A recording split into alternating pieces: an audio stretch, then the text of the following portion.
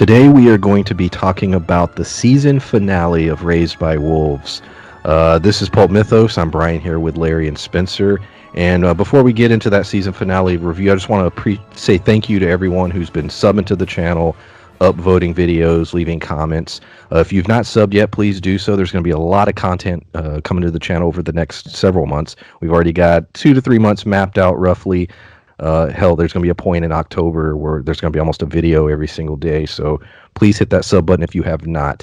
Like I said, we're going to be talking about Raised by Wolves season finale, episode 10 of season 1, titled The Beginning. One hell of an episode. I'm going to jump to the part everybody wants to talk about, and that is the snake, the world serpent, as I call it. Oh, that's a good name for it. Yeah, that was my thought immediately when I saw it. So I'm going to run through real quick how we get to it, and then we're going to go into this discussion immediately. No pauses. So basically, Mother gives. We assume she's going to give birth to a humanoid child. That is not the case. It is this snake creature that's part android, part organic. She realizes then that Campion Sturges was not, in fact, the one that did this to her. That it was being used to manipulate her in the simulation. She realizes the thing it's dangerous, and she fears for the children. So her and father come to the conclusion they're going to crash the ship, or drive the ship down one of the giant holes into the core of the planet to kill it. It's a beautiful scene. I actually choked up a little bit with a little flashback moment where they're smiling and thinking about their memories.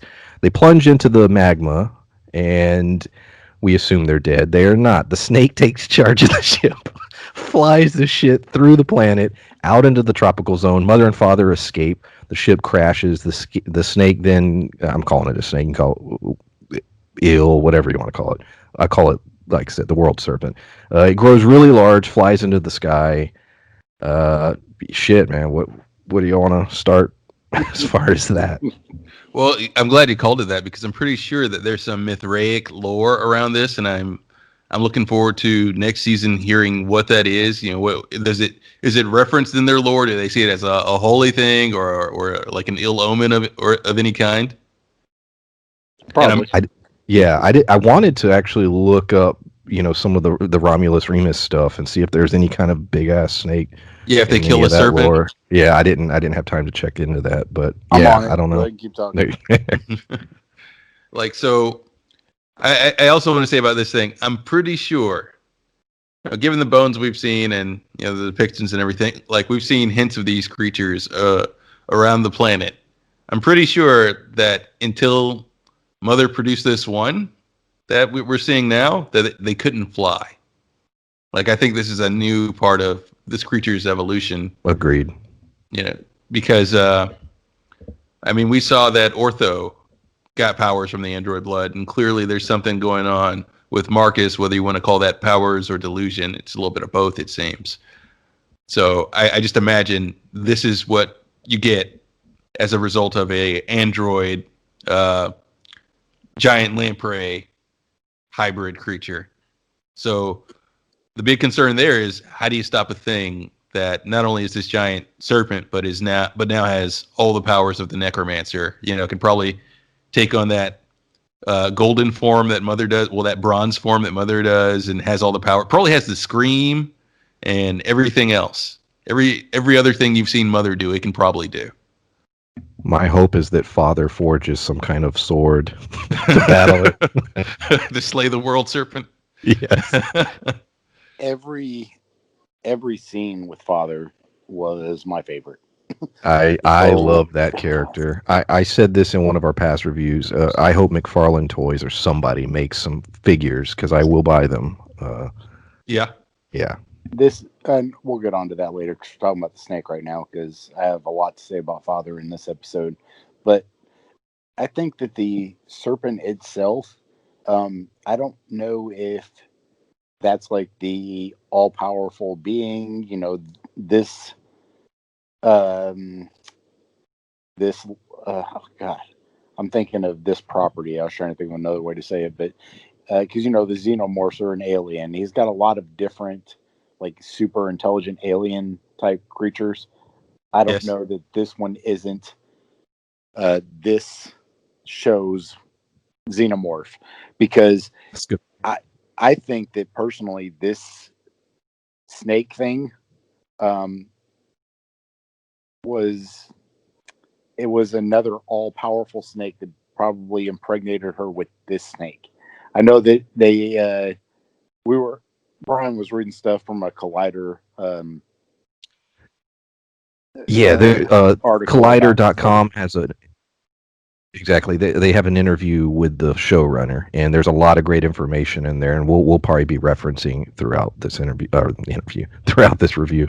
Yeah, if it sounds like we know a little bit more than we probably should, it's because we got some of the information from there. But Yeah, they, we cheated. They did say a lot, but they brought up a lot more questions with some of the Yes. things that they mentioned.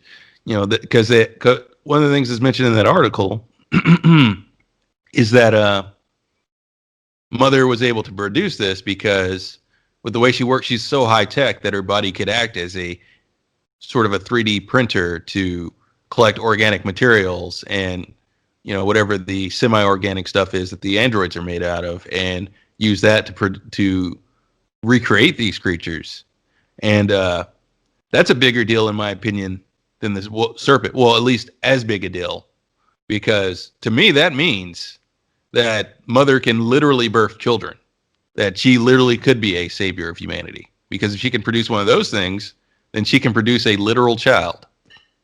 I don't disagree, but I think what you are alluding to is that Mother, because the organic, material on this earth or on that planet, Kepler 22 or whatever, she produced that. Why did she produce this snake thing? Why is that what she gave birth to? Why was she being told by the Phantom, who we're pretty sure is not Campion Sturgis, was telling her that what she's pregnant with is the future of all humanity? I think that not only was that not true, that whatever snake-like being that's super intelligent that was already on this planet is trying to, for whatever reason, create a new version of itself to, probably, I think, look at xenomorphs and everything else. So they basically were trying to wipe out the humans. They were trying to kill everything. They were trying to, expunge them from their areas. But I think that if you look at what these worms are doing, or snakes, or I don't know, giant leeches, I think that we were shown at the end that those weren't the only people on the planet. There's other people. So I think that maybe these snake things are trying to reclaim their own planet and try to, wipe out all these other people. I think you're close, but my theory is similar to yours, but a little different. I'm ripping off another Ridley Scott property. In Alien Covenant, David, an android, comes to the conclusion that humans are not the peak of evolution, and he develops the xenomorph. So perhaps this snake thing, some other being, whether it's an AI or whatever, thinks that this snake thing is the perfect being, and so it wanted to get this one created and populate with this snake thing. Well, I don't think that's far off either, because we're talking about, there's a lot of alluding to this being a very old civilization here, and this civilization may be what populated Earth. And if you look at that, this AI may have been around for hundreds of thousands of years. And if he's seen all these different things, he's seen, these worms evolve and do all these different things. And now sees this necromancer, evolve into what it is. Maybe he thinks that a cross between the AI version of that and this best, animal, I don't know what else to call it, like the worm, but You will call it God.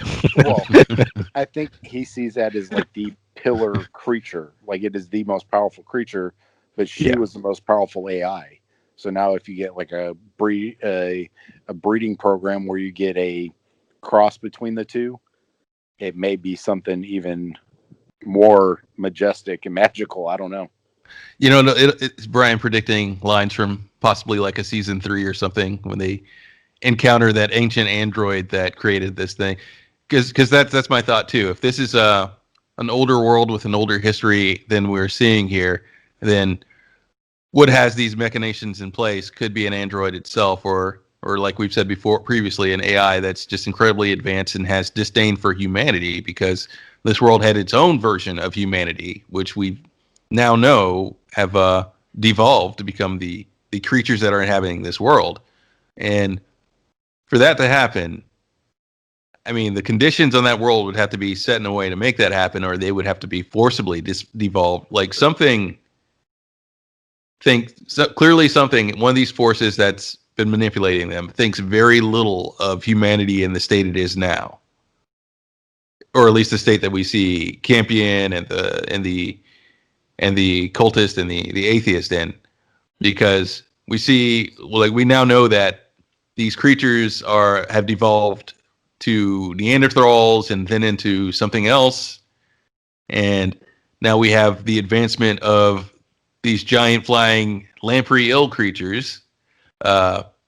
Something really doesn't want humanity to be there, at least not in the form it's in there now, in this world now, and it really just seems to think that perhaps life should take a different shape. That, much like David. Well, now that you bring up David from Alien again, like he thought this Covenant.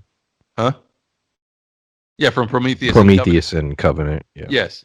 Yeah, he seemed to think that these xenomorphs were the perfect being, and maybe we're dealing with a similar type of intelligence that seems to think that about these creatures and seems to think that about the devolved human. He probably looks at them as being better now.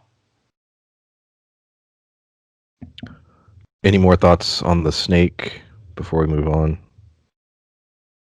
Well, I think some of the other stuff that we're going to bring up may reference it, but I don't have any more individual thoughts about it. Well, it was brief, but another example of body horror, with the thing being birthed and just slithering out of her. It just looked like this amazing. massive parasite. It felt like they truly it was were unnerving. Trying. They were trying to, the classic chest burster scene. Like they wanted to do that, but not do it. So you know what I mean? Like they wanted that same feeling, but it to be different. Well, yeah, they were like real curious as to how it was going to happen, because they've shown, full pictures of her. She doesn't have full lady parts. So, like, I was real curious as to how she was going to birth it to begin with. And then when it started to move down, I was like, is it going to come out her leg? Like, I was like, what the hell is going on? And then all of a sudden, when she, like, arched forward and it started to come out her mouth, I was like, oh my God, is she going to, like, snake it and, like, unhinge? Because I'm thinking it was humanoid. I was not thinking it was going to be a snake. So I was like, how the fuck is this baby going to come out of her mouth? It's like they thought to themselves, like, more uncomfortable than the idea of something bursting out of you, something slithering out of you, like it comfortably inhabited your body. Just massive eel-like creature. That's a great way to describe it. Like let's talk about tapeworm. That's actually yes. Yeah. That's a damn. Yeah, and that's what unnerved me about it. Let's talk about Paul. There's two significant sequences with him. The first one, let's talk about the cave. Paul is led into a cave and discovers a bunch of paintings on the wall. And through that Collider interview, we learn that those are quite old, hundreds of thousands of years, in fact.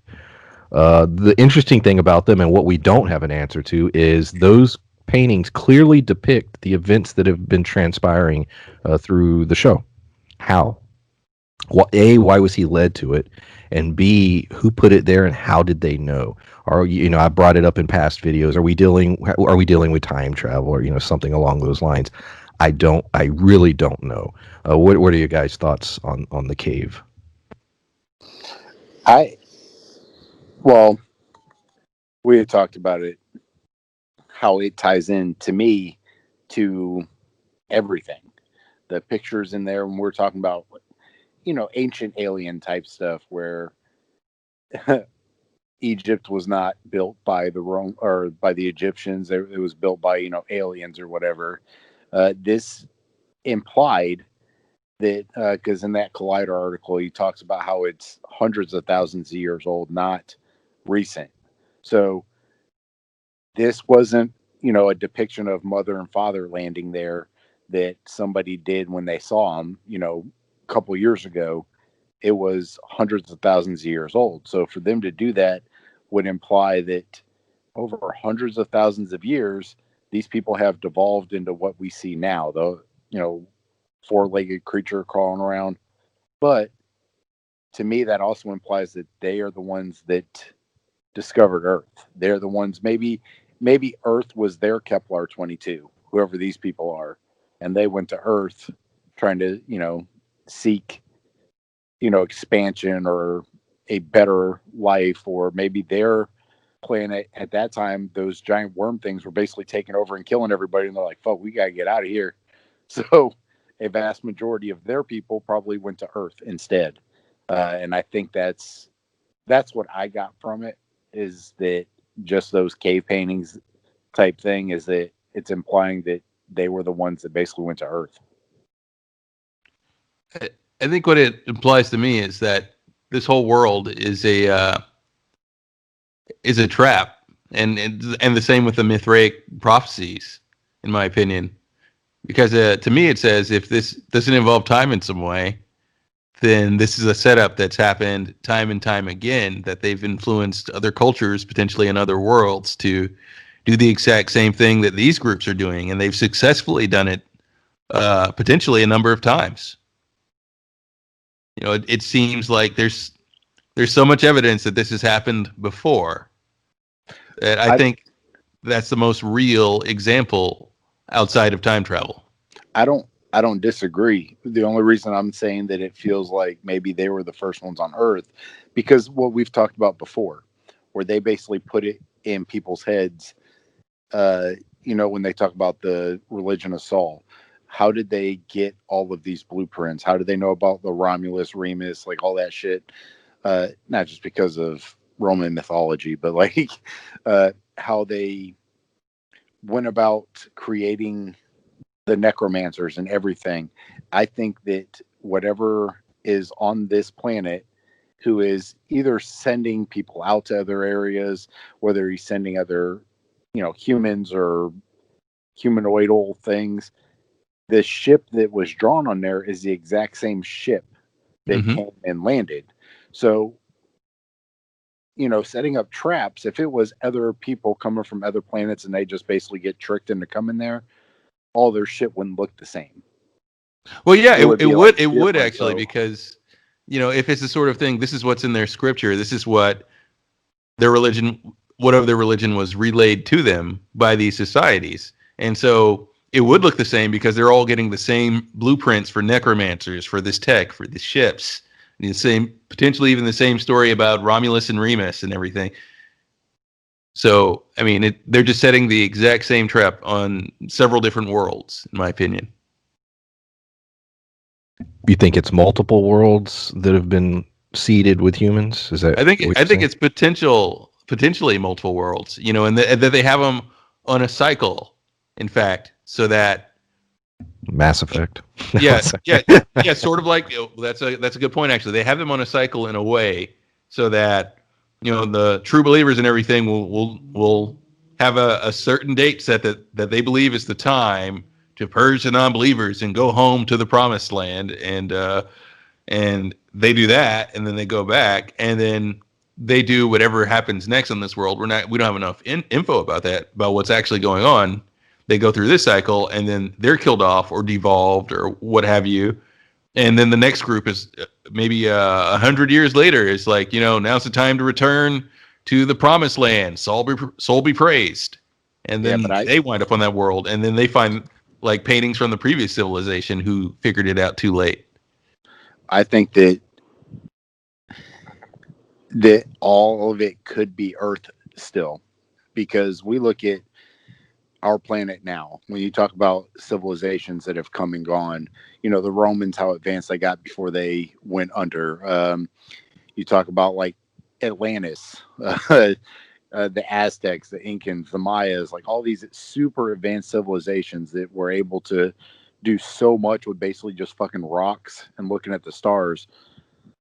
I think that, like you said, they get to a point where they get so advanced where they just basically wipe everybody out, and then they just start over. That's a good point. That could all take place on Earth. Because if you look I at agree. Earth, when they talk about Earth being billions of years old, if he says that those like paintings are 100,000 years old, we don't know how far. I mean, it's all, archaeology and basically educated guessing. We don't really know that much shit. You talk about carbon dating. There's this super math formula that figures it. And I'm like, that's all based off of somebody's educated guess. Who the fuck is to say even that's right? Because there's been people who will look at a fossil and be like, well, that's 10 million years old. Well, I take it back. It's, 20 million years. I'm like, you're off by fucking 10 million years. It wasn't like you were off by a decade. Like, it's the science. There's a lot of flaws in it still. So I think that who's to say within. Larry, you took geology. Any comments? So did I. I would say no Oh, comment. did you too? I must say I'm the one guy who didn't. Yeah. Well, yeah, it'd be more interesting to hear your geology opinions. I think.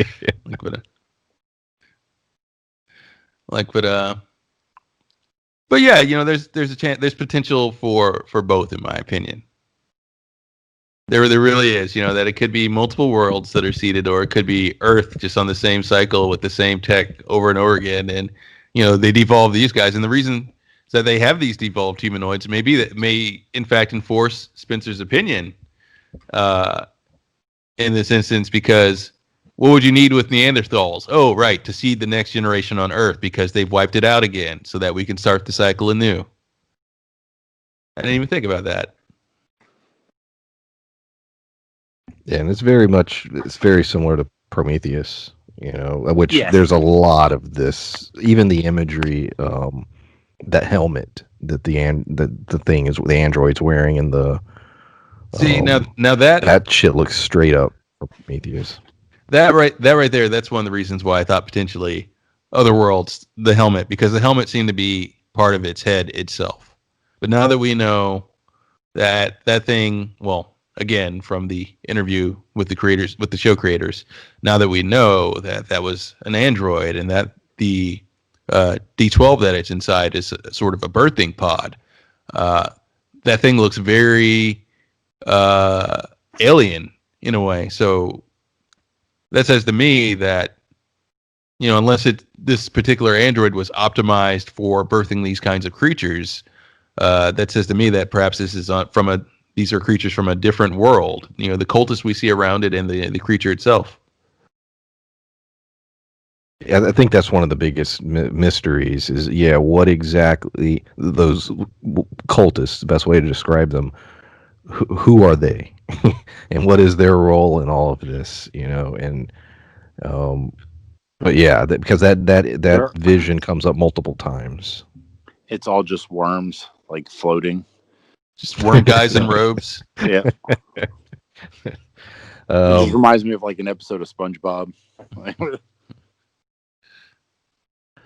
So the second significant scene with Paul is spoken to by, we'll say, soul, and this would, something, and it tells him the truth about his parents. Very accurate, even the names, everything about it. He then pulls a gun on Sue and confronts her with this. She, tells him, you're right, and I believe he says, "Soul guide me," or some shit like that, and he shoots her. And then runs off, and we have no idea where he is. There's a final shot of Sue with the kids and Campion. Paul is not there. Paul ran off. Maybe that voice is guiding him somewhere. Not sure. It's a frustrating scene because Paul is a character that you sort of is a cool kid, and you have hopes for him throughout, and now he's become this sort of devoted to this thing, but at the same time, you can't really blame him because the shit is speaking to him and telling him some radical stuff that happened to be true. Yeah. So how can he process that and not think that it's his God speaking to him? What are you guys' thoughts on Paul specifically, where his character is going to go, and what the things that transpired? Well, I can say what I thought was going to happen. What I thought was going to happen, like I didn't think we were going to have this conversation between him and Sue so soon. I thought maybe we might get a season 2 moment where he realizes that he runs off, and we have a period of him without Sue, and then eventually he just kind of accepts that these are his parents because these are the people that raised and cared about him and seemingly cared about him more than his actual parents. So as far as where he's going to go from here, I mean, it's hard to say whether he's going to double down, but my guess would be he might double down on his beliefs and everything, and following the voice in his head, because for one, because I think we're seeing the forming, not just new factions come in, which I'm sure we'll talk about later, but the forming of different factions from old factions, because he's going to be the prophet for the other Mithraic cult. That's probably where he's going to go. He's going to run into them, to the cult of Mithras, and they believe that he was the chosen one to begin with, so they'll probably continue to believe that. And I could see another thing pushing him that direction is one of his closest friends on this world, Campion. I could see Campion forgiving him after this second betrayal. It'd be a little hard because he betrayed them again, and then he shot his own mother. So, I mean, that's something that's like very hard to look over. At what point do you stop forgiving somebody? Yeah. Like, be like, hey, man, this ain't going to work out. We can't be friends. Yeah, and I doubt that conversation will be that mellow. It'd be like, did you just ask somebody to guide your hand to kill your mother? Like, that's right. Fucked up. But I think that second conversation with Paul and him following the voice, I don't know if it's going to guide him in a certain direction, because it's already guided Ortho to his undoing. It seems to have guided Marcus Caleb into some weird, well, I don't think that was the voice's fault that he got the eye shoved in his mouth and now he is some kind of weird, powerful something or other. But I think that whatever is guiding Paul now, I'm very interested to see what it is, because we've talked about how there seems to be two opposing forces on this planet. I think that the worm has to do with one of the forces, and I think the other one that's basically just telling them to fucking kill each other and do all kinds of crazy shit is another force, but I don't know what it is. And for Paul to be convinced to do all this crazy shit, I don't know where his story is going to go. And like you said, Larry, I don't know if he's going to run into the other clerics and be part of their faction again, or if he's going to find new people, or I have no idea. I really am curious as to where they're going to take him next season. Well, yeah, and I think, and honestly, I think that'll lead to a split in the cult, because we saw with Marcus's storyline, which I believe we mentioned earlier, when he gets attacked. Well, when he attacks the group of atheists that showed up, he kills all except one, and he makes that one pray with him. I think he's trying to pick off the vulnerable. Well, separate the vulnerable in the group of the atheists that landed, and trying to start his own cult of Mithras, of converts, seeing as how he's probably been rejected by the old one. I think Paul will go back to the cult of Mithras. The clerics and everyone else will accept him. I think Marcus will come back with a small group of converts, and the fact that he lived and everything, they may see him at, the warrior class may see him as a prophet again, but I think they'll be split, because the clerics, I don't think, are going to go along with it this time. They'll just kind of go, no, this man is crazy. He's led us astray before. So it's like the Protestants versus the Catholics. It'll be that kind of thing. Yes. This is where their faith goes off in two different directions. Campion is definitely going to be a major piece of all of this. What his role will be completely, I don't know. He had a lot of great scenes in this episode, and one of which was the jealousy scene, which was sort of interesting. Him, um, being unsure about the fact that Mother's having another child, and Campion has sort of been, the golden child, and now a new kid's coming. Little did he know how that was going to play out. And then my favorite scene with Campion was with Father, where Campion asks Father if he was disappointed in him because when he had to attack him, and Father said the opposite. I'm proud of you, and the fact that you are a survivor. I think he calls him a warrior. I think he uses those Yeah. words. And it was a great moment. Like we said, Father had so many wonderful moments in this episode. That was one of them. And you could see the look on Campion's face, the acknowledgement of that compliment and that bond. We see Campion mourning their loss, and Campion's mind, Mother, and Father are dead now. He saw that ship go down. He doesn't know what was going on, but he in his mind, they're dead, and he's mourning. And we get an interesting shot of him at the end.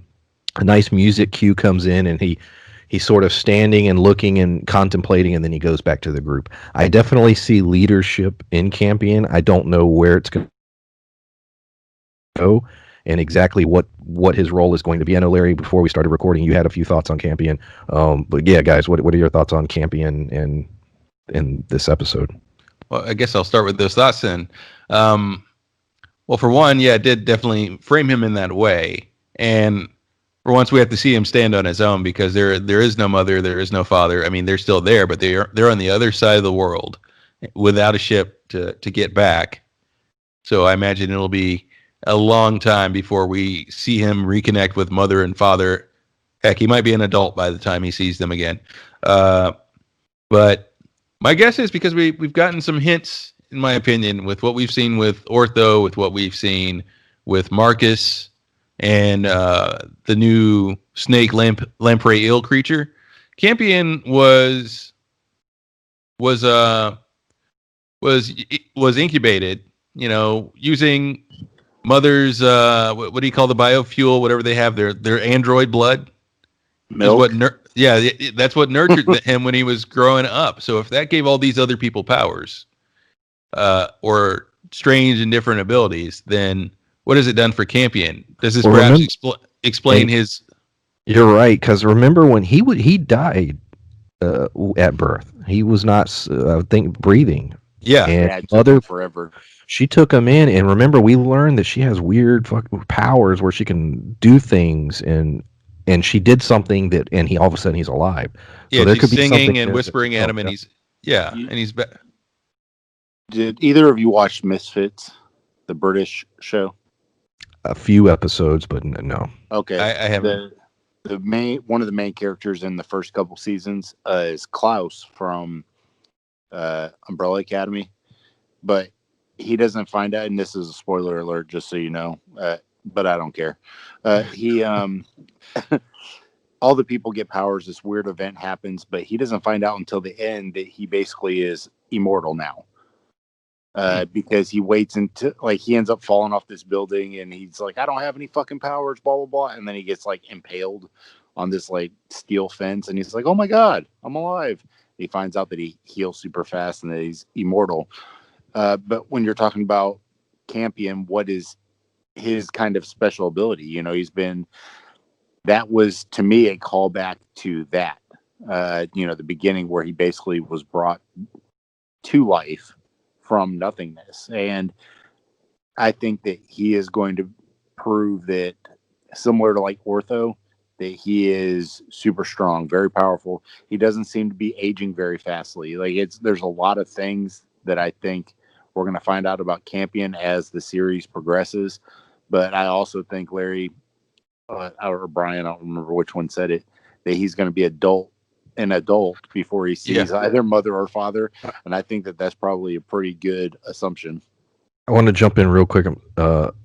That's a great point, and I wasn't even thinking about it until just now. Both of you saying that about his age, and Larry saying maybe he'll be an adult before he sees them. We're shooting a pretty big budget show. I don't know what the time frame is going to be as far as how they're able to get these seasons out. If they're able to get more than a couple. These kids are going to age quickly, and so are we going to run into time jumps, or how do you think they're going to handle that? Because I just now thought about it. There are a couple of the kids that are young, Campion and Paul specifically, two lead characters that are going to grow up really quickly. What do you think about that? That either there's going to be a time skip, or they're in New Zealand right now working like all hell trying to film 2 seasons. I don't think it would be too hard though, because if similar to like when you look at shows like The Walking Dead, or The Office, even, or any Yeah, of but these that got shows where they- ridiculous. The Walking No. Dead. well, yes, The kid, but I'm saying, he grew up so damn quick. yes, but they did a good job of explaining it, because what they did was, in the comics, you didn't have that time off where you were away from them. But in the show, they always explained, oh, we've spent the whole summer doing this. So it explained what they were doing for 4 or 5 months. So it shows that time has passed. I think that they could do the same thing. They could show that they built Yeah. these huts, or they've done this stuff. So even if they were a little older, they could justify it pretty easily. I think it wouldn't even like it. You could write that into the story pretty easily, I think. But Yeah, I don't you know. could. You could. Because you don't want to, and you have to do a time skip at some point, because eventually they're going to hit a certain age, and then Campion's going to be twice his height, and then and if we're talking about 5-6 seasons, by season 6, he's going to look like Jason Momoa. So you're going to have to do some time like skips. 6'6". Trying to play a 12-year-old. Yeah. It's true. Yeah, because I was thinking, and I'm sure they've thought about this, but yeah, the story would have to think about, they would have to think about that as far as writing the story, because some of the storylines in this episode end in a way where I could see a time jump working out. Some of them end in a way where it feels like you have to pick up immediately. Specifically the Marcus one. That's the only one that really felt that way to me. But maybe not. But even then, you could do that through flashbacks. True. Absolutely. You're completely right. I do think the Marcus one is the most pressing one, because it was almost like when we talked about how they tied it up, but they left us with a bunch of questions. All the kids were together, but Paul was missing. So now we're like, where the fuck is Paul? If they could have cut that a little differently had they not been renewed for a second season. Mother and father going into the tropical zone, they basically could have just killed them if they weren't given a second season. Like, there's a lot of things that they could have done if they weren't given a second season to tie it up. So when we talked about this before, the brilliancy of being able to film a little bit extra and cutting stuff away to make it still kind of close up and make sense, to me is a testament how brilliantly written it was. I'm not going to go all the way into this, because I'm sure not everyone wants to hear it, but Babylon 5 actually shot their series finale a year early. I'm not going to go into the reasons, but it was interesting that the series finale was shot during season 4. And that was mapped out for 5 seasons by Michael Straczynski. So any other thoughts on Campion?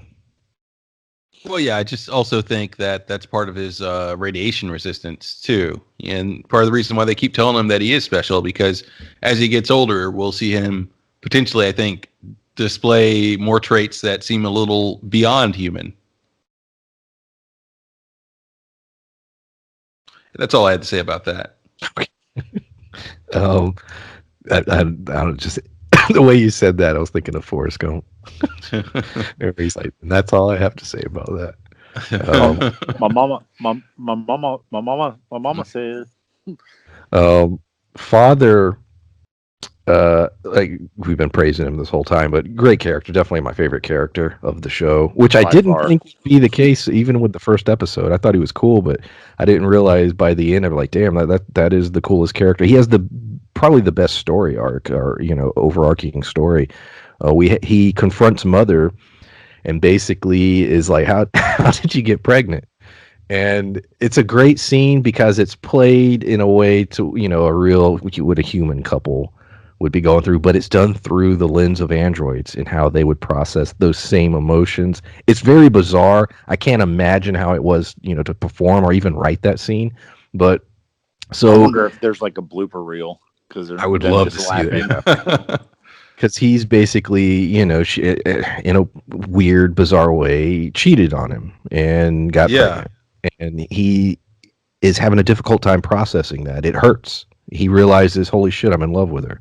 Yeah, And because he's this is like, we bizarre. raised 6 kids together, and you do this. And he goes through a moment where he gets very frustrated because of the way she's talking about Campy and Sturgis when she gives the revelation in her belief that, they're not there for the kids. They're there for this thing she has in her. And he's like, you're treating it like a religion and that's your God. And he flips out on her. And I'm just picturing Rush's Free Will blasting in the background. He's rejecting everything. I choose free will. He says it's our determination what our mission is. Like he gives that whole line, and I'm like, hell yeah, it's just a great scene.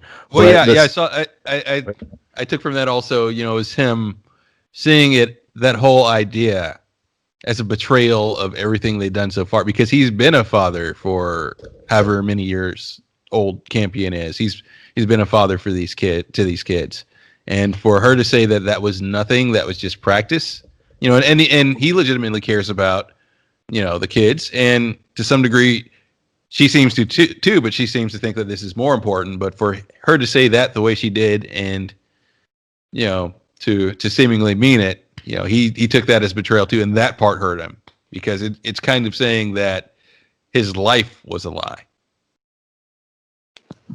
That this family is a lie. Well, we talked about father. Oh shit! Trying to sit up and not crush the dog. It's almost as big as I am now. But I think that we've talked about father evolving this whole season, and to me, we talk about how old is he? How many times? And he actually made a reference to talking to Hunter about getting his memories erased. So how many times has that happened to father? And how many times has it happened and not necessarily not worked, but there've been a failsafe because for Hunter to basically get him to start remembering shit again, like when he reprogrammed him and they tried to unprogram him, how many times has that happened to father? So, like I was talking about, alluding to the fact that he may be one of the ones that's made this trip a couple hundred times here. How many times has he been the one that's gone back and forth? How many times has he been the one that's been reprogrammed or made to forget? And could you elaborate? I think we that discussion was mostly pre-recording. Yeah, I was about to say we didn't. Yeah, we didn't talk about that in the recording. But we might as well mention the fact that this plays into the fact that we don't have a backstory on father, and for some reason they felt it important to leave it out into that fact that he doesn't even remember his history pre-Campion Sturgis, and yet they didn't give us any background on him this season. So clearly, whatever father's background is, whatever his history is fairly important, and we don't know how far back it extends. For all we know, he could have raised Campion Sturgis. Yeah, I think that father is way more important than we feel it, but it hasn't really been confirmed one way or the other. I think that father is going to be one of the most pivotal and important characters to the explanation of what's going on. And I think that he himself evolving each time, I don't know if that's a humanoid thing or if it's just in his programming, if he's programmed so much to be a father that he's starting to act even human at points. I'm not 100% sure, but I do think that father is going to be one of the biggest pushes and plot progress as we go forward in this, because I think that he is one of the most important people. And I do think that maybe when we talked about the humans basically all either coming from Kepler 22 or, Earth being populated by Kepler 22.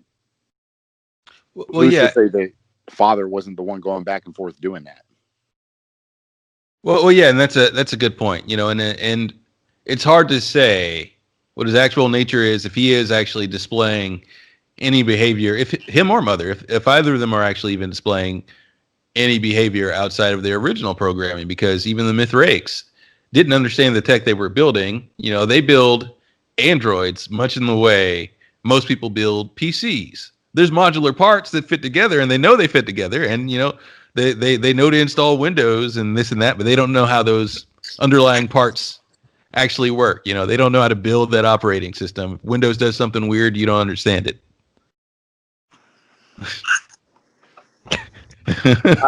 It's kind of off tangent, but I think it's an apt comparison because you know they understand the androids as much as you understand your computer. You could build every one of us in this group could build a computer, but and has yes, But if it broke, I But- don't know how to fix it. yeah, exactly. Or if Windows 10 does something weird, you don't understand it. You're like, why is it doing this now? I set it up to do that. It's Why AI, is man?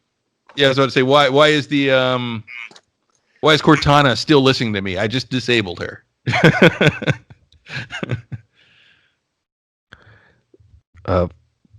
I really thought the moment, a really emotional moment, was when Father is trying to work through the problem of what to do because he's angry at Mother, and yet he wants to take care of the children, and he chooses the most selfless option, wiping his memory. And the way he presents that, you know, that option, you know, basically he's like, yeah, this is the best way to go forward, and that's been the thing about that character. He's been the most logical from the beginning, more so than any other character, And the most selfless. at and the that. most selfless. I don't think he's ever made, and I'd have to really think hard. I don't think he's ever made a decision that I questioned. Every other character has. Well, yeah, it was one of those scenes where it was set up to at first appear sinister when he's thinking through it, and you think, oh, Yes. he's going to either kill Mother or kill the baby. But he decided, no, I'm going to wipe my memory so I don't feel this way so that we can exist comfortably. I don't know. The most humanoid part when I was talking about him evolving, when she was like, "But you're gonna forget all your jokes you've been working on," and he was like, "Well, no, I won't because you will remember them." Unless you deleted those for some That was a reason. great- Yeah, I was it like, was- holy shit. It was so, yeah, that was It's such a snide, like, that was great. I have not, and I did this on purpose. I'm going to go back and do it maybe tonight. I don't know.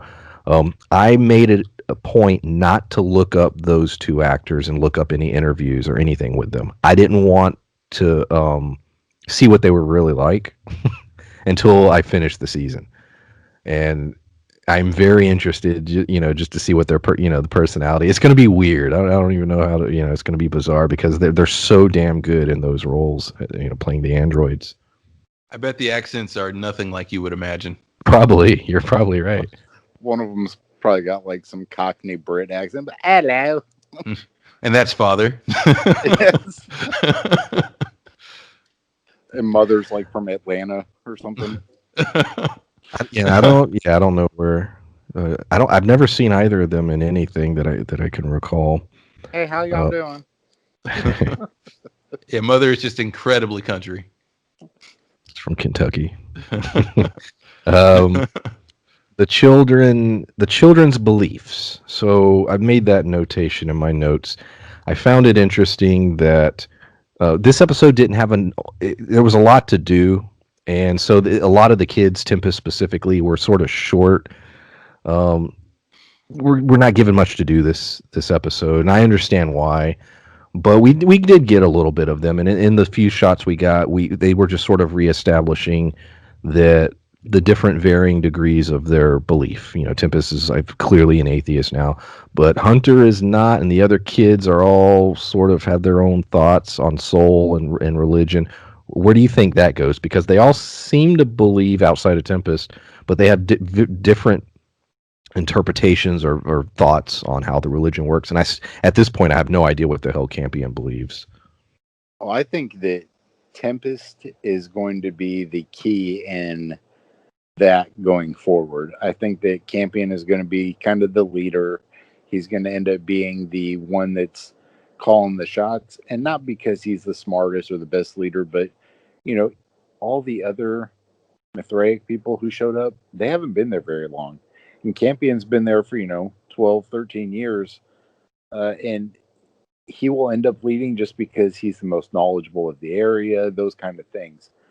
So I think that Tempest is going to be the moral compass at this point, which I don't know if that's a good or a bad thing, because I think she's going to go a little rogue here shortly. But I think that she's going to be the one that tries to lead them away from buying into this Saul bullshit. And the only reason I say it's bullshit is because everybody keeps using Saul for, like Paul used it to shoot his mom. Marcus was using it to set people on fire. And whatever the voice of Saul is clearly led them to create a giant, super powerful snake that flies around and has necromancer powers. So yeah, I think it's fair to say that they shouldn't trust Saul. I also looked up about the Remus and was Romulus and Remus. Yeah, they talked about how they had to fight. There's these totems, I guess, that they had, but there's a snake one which represented Ares, which I thought was funny because we're thinking of a foreign planet, Ares, Mars, and so. That and and if the serpent represents Ares, we're potentially here. Well, with the atheist landing, and with these other factions, and also with them discovering what the other humans are, and us seeing a ton of them in the area they're in currently, we're potentially at the dawn of a war between these factions. So, yeah, it makes sense.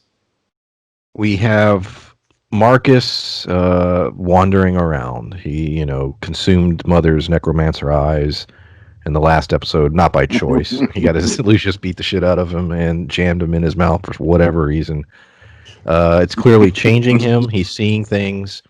One interesting vision he had was of Hunter and the arm that he had stuck in the giant thing, craft or building or ship or whatever you want to call it. His arm turns into like a serpent and bites. I think it bites and kills him. Oh no, he lives and it keeps biting him. Oh, okay. And then finally, Marcus stumbles upon a camp, and there's several soldiers there, and they have the tattoos on the face. They're clearly part of the atheist crew, and we know that those guys are child soldiers and they're trained from childhood and they're warriors, etc. Marcus dispatches them like John Wick. I mean, he just goes in there and just takes them all out, with the exception of one.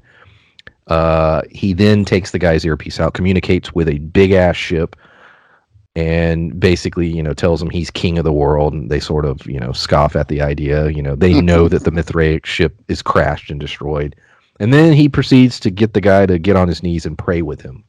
We talked about this a little bit earlier, but where the hell does that story go? We know the atheist, based on the Collider interview, that ship is actually a Mithraic ship that was stolen by the atheists, and they came to this world. How many are on that ship? We have no idea. It could be 10, it could be 1,000. We don't know.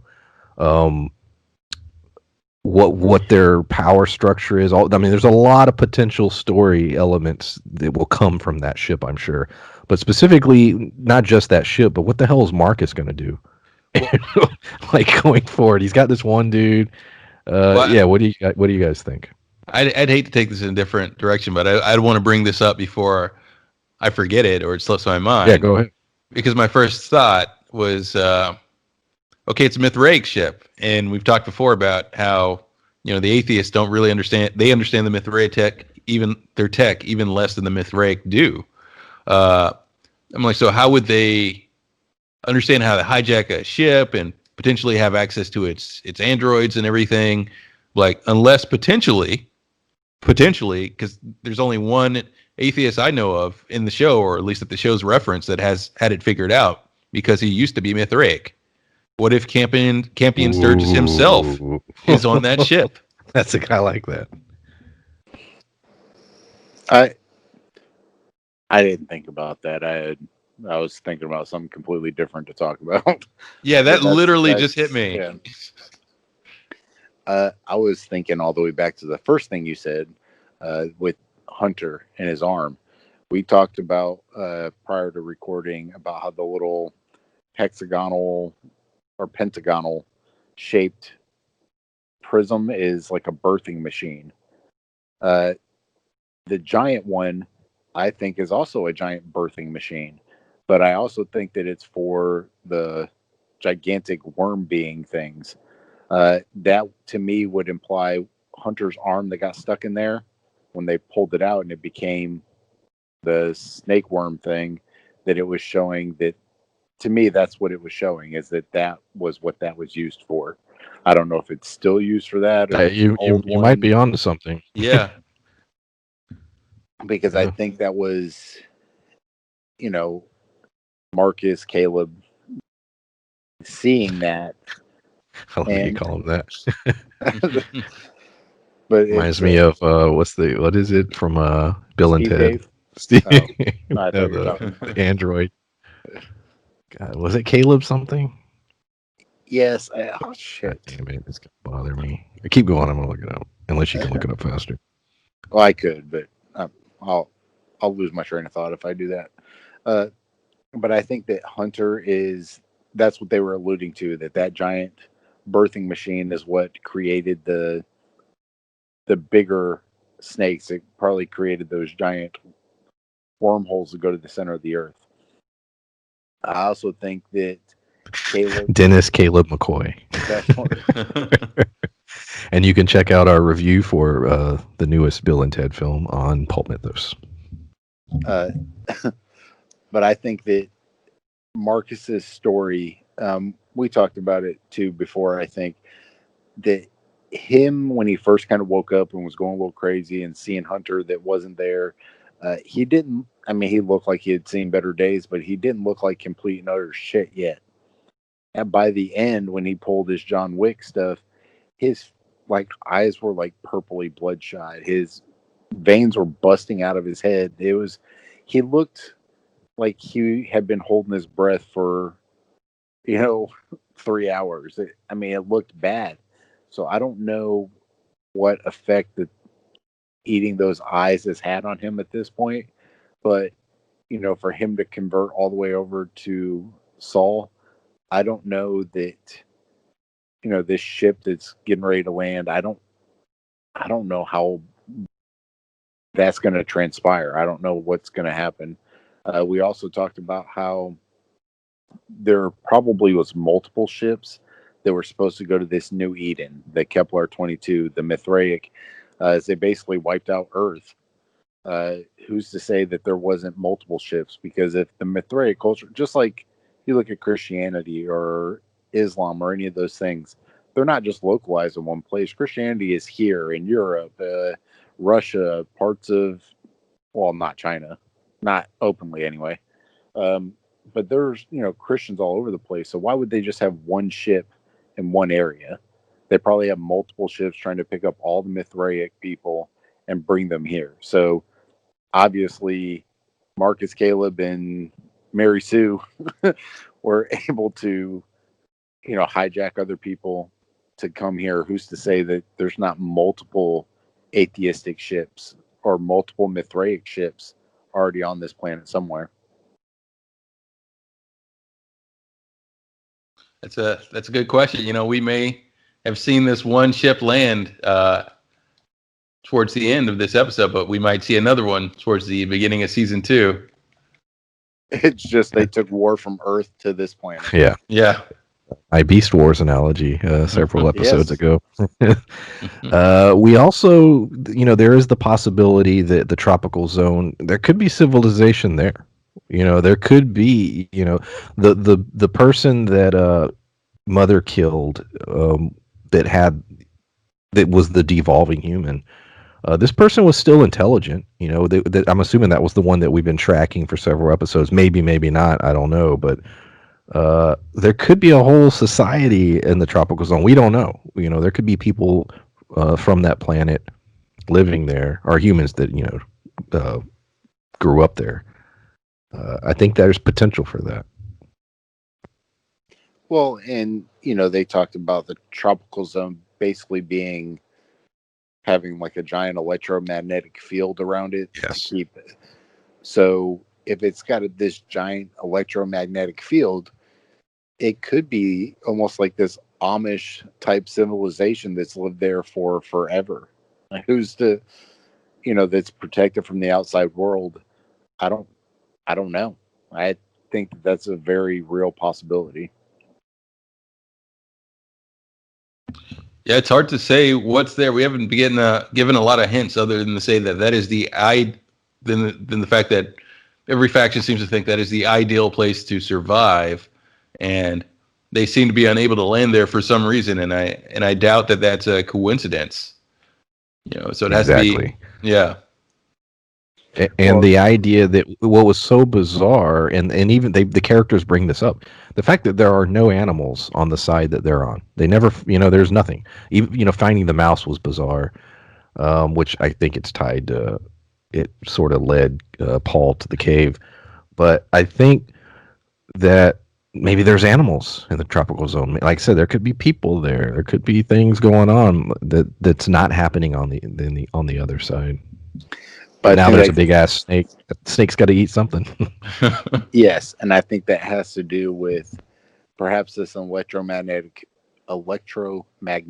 field kept the worm eel snakes away, or it kept people from invading or doing any of these things where it was these people, they were protected, and it kept these outside forces. So when we talk about multiple forces being on here, who's to say that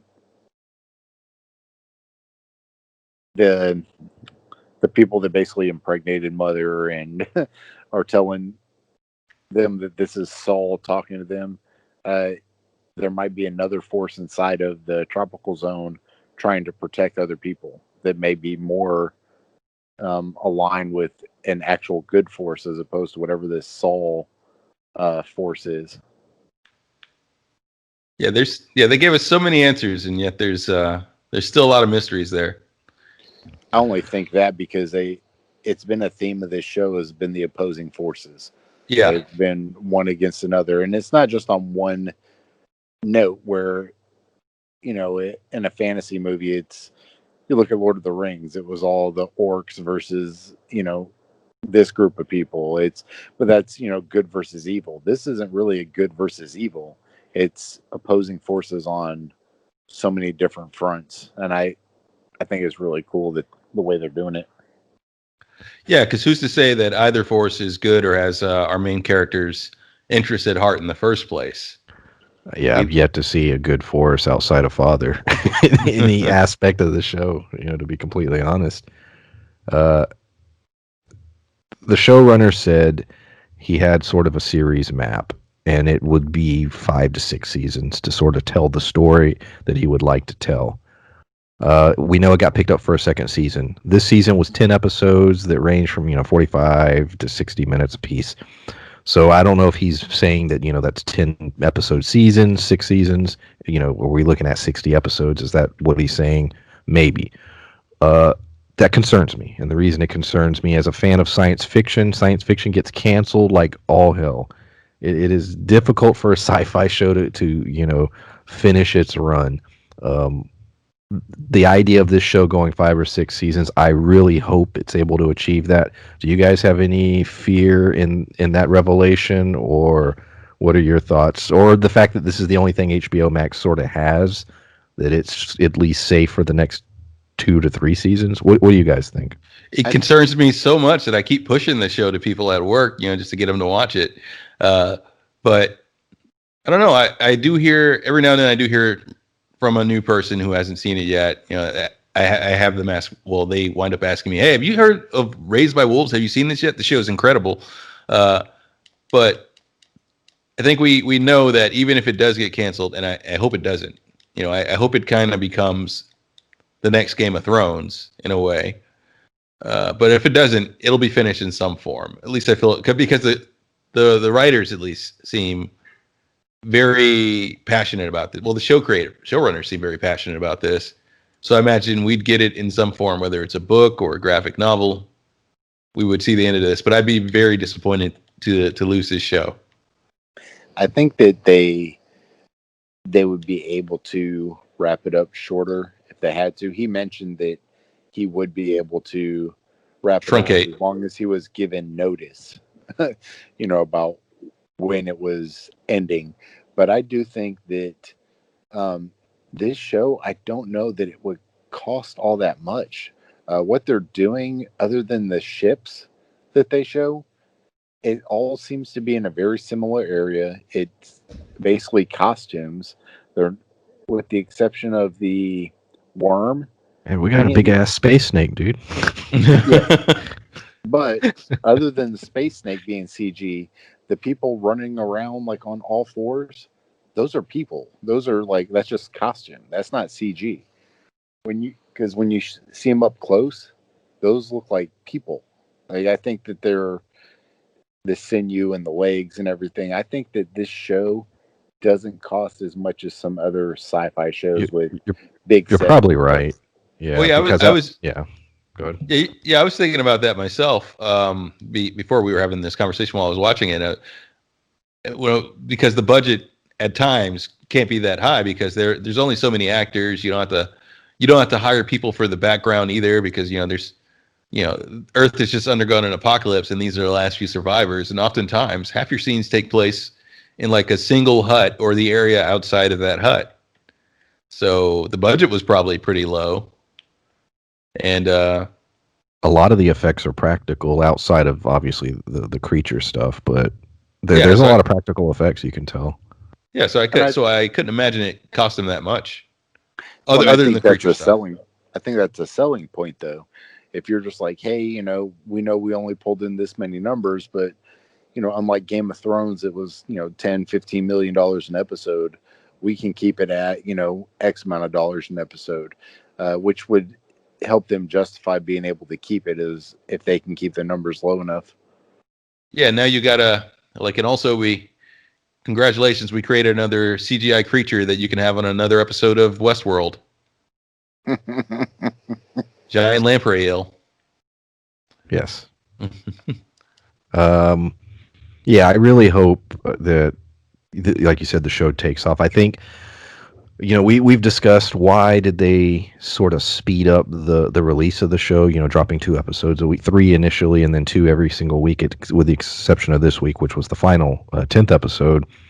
And now I think we said it in the last review, it was possibly so that by October 1, which is today, as far as the recording of this, they can announce, hey, go watch Raised by Wolves. The entirety of the season is up.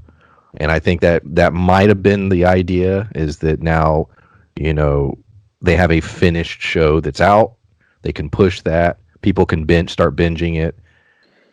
Well, and I hope the audience grows even bigger than it already is. I think that's a good point too, because I think, it's October, it's Halloween month, scary movies. Ridley Scott has a ton of them. They have them all on HBO Max. I saw Alien, Aliens.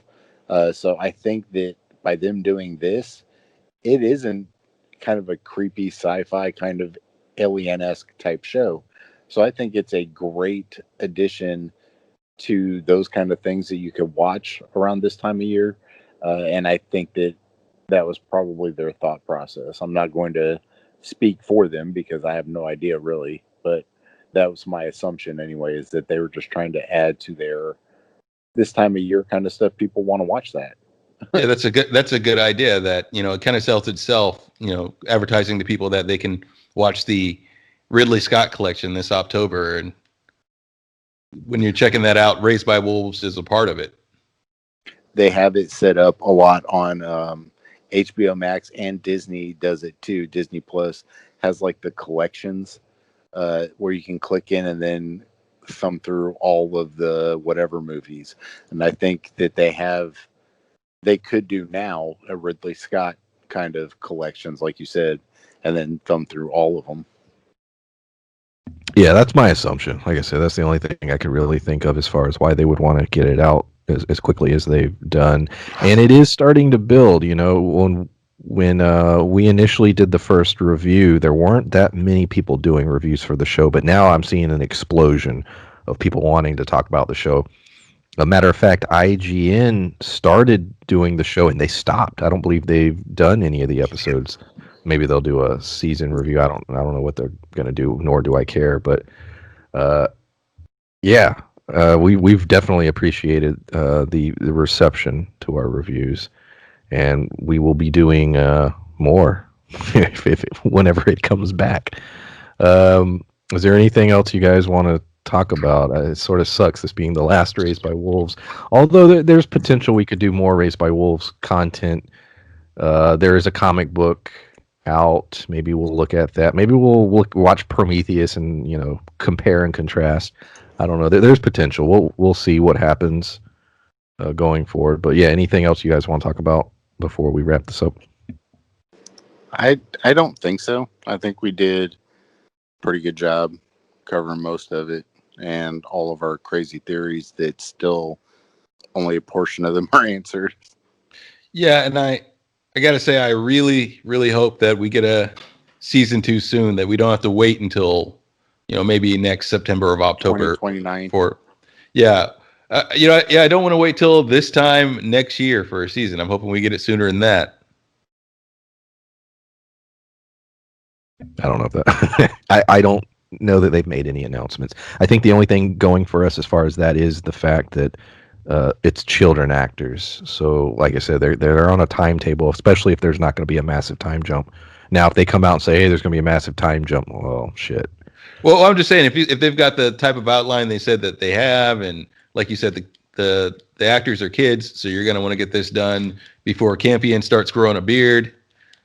So we might, if there's not going to be a time jump, we might get a season 2 much sooner than you think. I believe, if I'm not mistaken, in the Collider interview, it said that he was writing. He was currently writing the season. Okay. So he's still writing the scripts, but it was active. He was actively writing. So